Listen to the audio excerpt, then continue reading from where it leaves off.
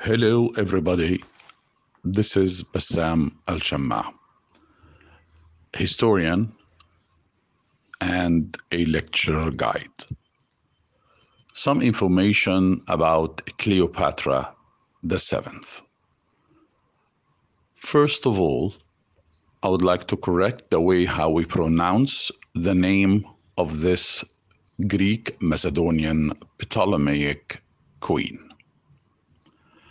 Her name is Cleopatra, not Kiliopatra and not Klyoubatra.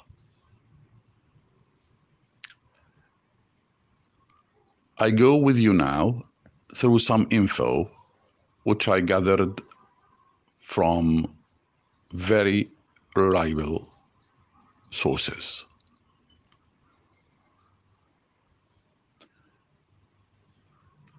How did the historians, especially the ancient ones, looked at this lady? Pliny the Elder, Pliny is spelled P-L-I-N-Y, Pliny the Elder described her as a Regina Meretrix, M-E-R-E-T-R-I-X. Regina is a queen, means a queen. Meretrix means a harlot. So she is a harlot queen, according to Pliny the Elder.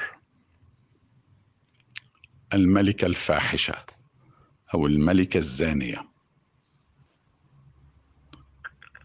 Dio Cassius, one of the famous Roman historians, described her as a woman of surpassing beauty.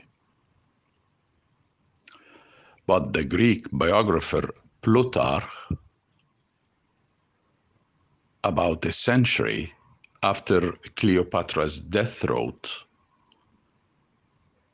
"For her beauty, as we are told, was in itself not altogether incomparable, nor such as to strike those who saw her." He also mentioned that she had irresistible charm, persuasiveness, and a sweet voice with stimulant presence. She was also described by him, Plutarchus, as she had persuasiveness, from the word or the term to persuade, يقنع. Many of the articles coming from very reliable sources said that she liked Homerus, the famous Homerus, and she wrote in medicine, in cosmetics, and in pharmaceuticals, and she also wrote in toxicology.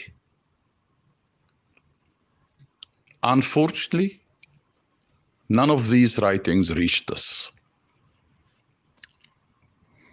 But that only makes sense because the Romans probably destroyed what their hands can reach concerning her possessions, as she was, of course, the public enemy number one to them.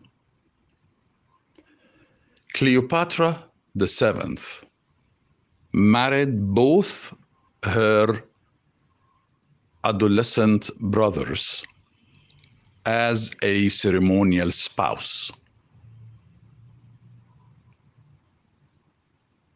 Ptolemy. The 12th, Euletus, the flutist. Her father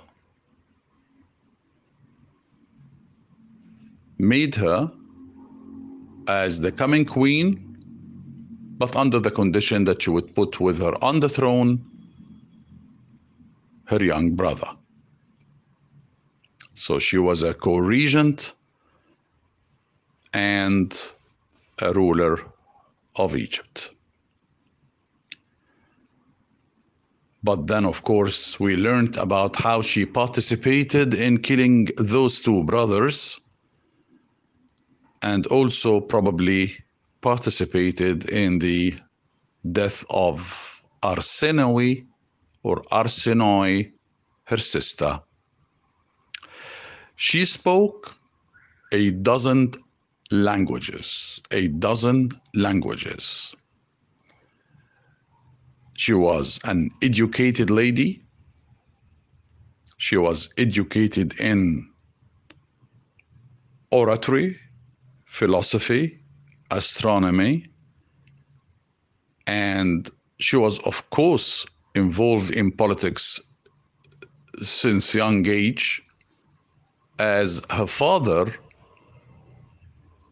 who probably looked upon her as his favorite from all his sons and daughters, took her around and made her travel with him during his political times. As for the looks, if indeed we will take the looks of the coinage that she was depicted on and the statues, which none of which is depicted with her name originally. For me, in the last 40 years of reading history, I did not encounter any statue of a 100% proof of the likeness or the ownership of Queen Cleopatra VII. Meaning, I didn't find any statue that I can say comfortably, with no doubt, and beyond the shadow of doubt, that this is the statue of Queen Cleopatra VII coming from her own time. If you look at any of the statues of Cleopatra in the famous museums like Berlin and the Vatican and others, you will always read, probably this is the statue of Cleopatra VII. Probably, likely, this is the head statue of Cleopatra VII. But if we're going to take this, then her hair melon style, that is actually the description of her hairstyle in most of her statues or coinage, if indeed they were genuine, and if indeed they were made in the form as well as in the days of Cleopatra VII herself. Her hair, melon style, M-E-L-O-N.